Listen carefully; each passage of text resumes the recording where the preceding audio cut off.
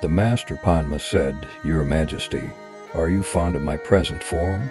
"Yes, I am," the King Trisong Deutsen replied, and continued. Free from diseases of the four elements, beyond both birth and death, you possess the eminent, compassionate act for the welfare of beings. The Master then said, "You should know that one's Master is more important than even the 1,000 Buddhas of this eon." Why is that? It is because all the Buddhas of this eon appeared after having followed a Master. Before there was a Master, the word Buddhas never existed. The Master is the Buddha, the Master is the Dharma, and the same way the Master is also the Sangha.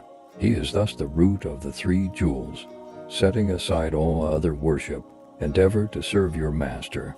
By pleasing him, you will receive all the attainments you desire.